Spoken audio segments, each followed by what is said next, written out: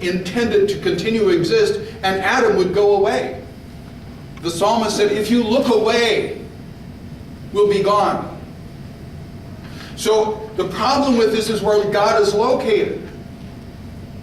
The universe, it's, you know, you have a home, don't you? You live in that home. But you know, you didn't make the home, and it doesn't exactly hold together because of you, even if you did vacuum the, you know, and clean the toilets and dust everything. But you live in your home. Well, the universe, God made it. He's everywhere in it. All the time. It's not an invasion. It's a moving about in that which is yours. That reflects your glory.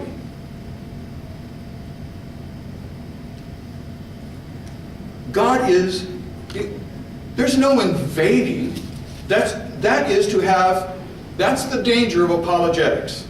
The danger of apologetics is this: in order to speak to the dominant worldview, you have to find some way to talk their language. But once you start talking their language, you have to watch out for what you've given up without realizing it. So to preserve the sense that God is around doing stuff and does miracles, we've talked about God breaking into space and time, breaking into the universe. It's not the way it is at all. Jesus, who made water and physical bodies, knows how it works. Walks on water, looks like magic to me. Makes perfect sense to him, I do think. I don't think it's a suspension of the law of physics at all. It's kind of like, you know, it's just magical that cell phones work. You know, they just do. If you made them, you would go, of course most Americans don't understand it, but they do like to use them. But I understand it and I use them too. Jesus, you know, it's my universe. You know, oh, that's water. Oh, that's dirt. If I can walk, you know, it all makes sense to me. Now, I don't really know whether Jesus suspended the laws of physics or not. I don't know, and honestly, I don't care. It's his universe. It's his universe. I don't know if he decided to rearrange the atoms. I don't know. I just don't care. This is God's universe. So if you were to draw, I don't have a pencil. So on the back, flip your paper over. Let's draw a biblical worldview. And start off by filling the entire page with the word God in capital letters. G. All the way to the edges. Don't draw on the table though. You can get me in trouble with the department that reports to me. God. Just full, you know. Now since God is triune, right? You have to write in there also Son. Fill up all the way to the edges. Son.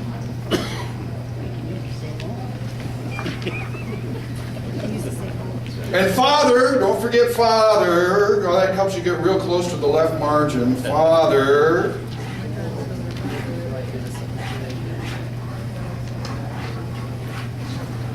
What did I leave out? Oh yeah, Spirit.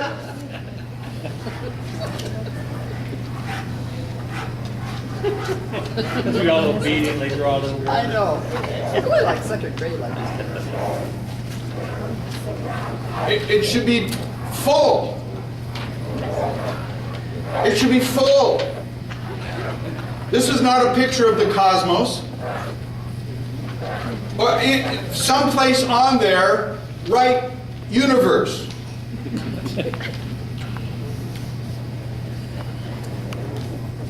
Not big.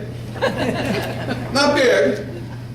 Because compared to God, the universe is not big. Compared to God, the universe ain't old. Right? Just universe. And someplace in there, put a dot, just a tiny dot, and write Earth, and right next to Earth write Jesus. And me, you. Tiny dot. We can't really make it tiny enough. If you could write, I mean, just... Now, in some other place, not necessarily near universe, just pick another spot, write heaven. In another place, write hell. And I guess draw a kind of a circle around hell, because there's some evidence that God's going to close hell. It's not closed to God, but it's probably going to be closed to those who are there. Okay? But heaven's not closed to those who are there, is it? Entirely? Don't the angels leave heaven and participate in the rest of whatever God's doing wherever else? And then someplace put a question mark. You know why? We don't know what else God made. We know that God made the universe we live in, and earth, and us. And we know God made heaven, and we know that God made hell, because the Bible tells us all of that. But we don't know that that's everything God made. Might God have made something else and not told us? Sure, might have. We're on a need-to-know basis. Right? Yep. Right? In fact, the scientists are just busting their necks, so put another couple dots around for inhabitable planets in the universe. If they are habitated, how'd they get habitated? There's a God. The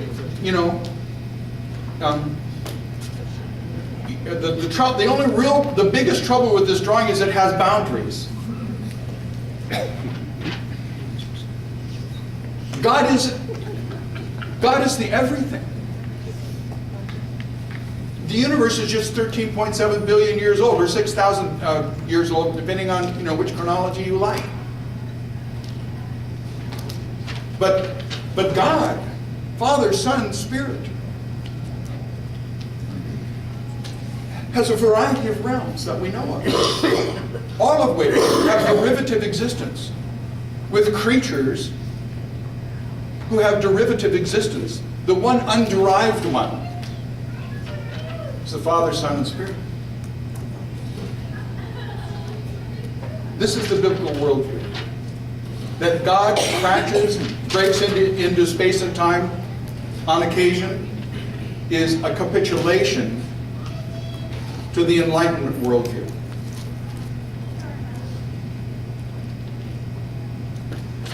And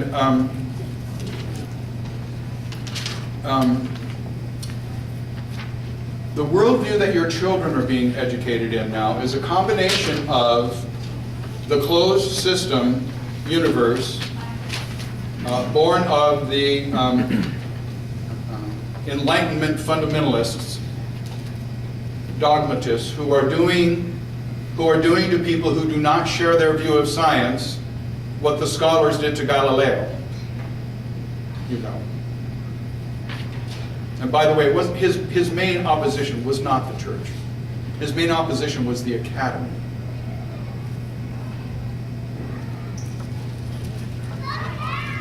So, but this is part of what your children are being taught, your grandchildren. The rest of what they're being taught is postmodernity, in which the conviction is that whatever exists, but there is no way of knowing what is really, really true. There's no way of knowing whether this is true or not. Might be, but there's no way of knowing. There's no way of deciding what claims for truth are more true, because the attack on this worldview from philosophy has been accurate. And the attack is, there is no place to stand in here that isn't colored by your experience, your language, your culture, your brain, your sensory data.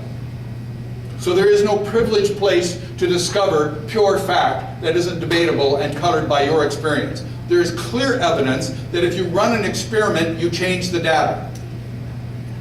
The uncertainty principle is all about that. You can tell the direction and speed of a particle or its location, but not both. hardly. Postmodernity says, yes, that's true, and in fact, we are all so colored that there is no way, there is no appeal to anything greater than us to know about anything that's really true. So if there either is nothing that's really true all the time, everywhere, for everybody. There's nothing greater than us. Or if there is, we can't know it for sure. So what you have instead is little circles and dots in the cosmos, and those little circles are communities. Oh, conservative Christians, they kind of agree on this kind of a worldview and on how people ought to live. Atheists, well, they're that dot over, they're in that circle over there. They believe in a closed worldview, but you can't tell which one is right and which one is wrong. You know, there are lots and lots of Americans who are basically a religion of one. They say things like, well, my God wouldn't do that. Oh, I'm sorry, I didn't realize you were a religion of one. Are you the Pope of your religion, or are you that organized? So, that's kind of nasty, wasn't it?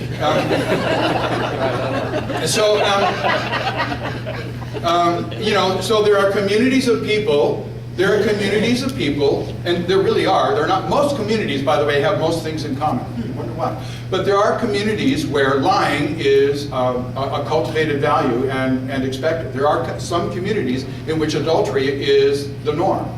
There aren't very many. But there's no way of telling whether adultery is better than not adultery. Which community is right, and why? Because there is nothing that stands outside all communities. That's why this is our worldview. There is one to whom we can appeal who is greater than everything. Who is greater than heaven and the angels of heaven.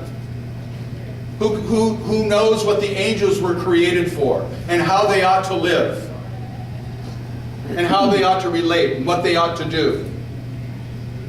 And to violate the Creator's intention for heaven and angels is to be a fallen angel. And to be opposed to the one who is everything. Who is underived, whose existence just is. And to be a human being is exactly the same. We just are a different part of what God made that exists because He continues to will it to exist. That in fact would go away if He turned His head away or decided He was done with us. And that's the biblical worldview. That's the biblical worldview. And then you can decide on any particular instance whether or not. So see, here's the thing for me.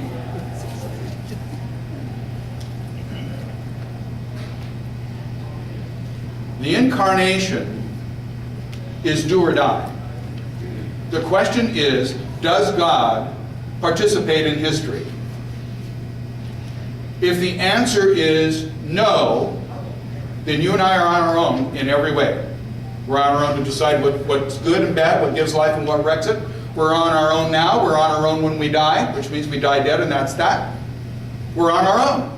If there is a God who doesn't participate in history, that's it.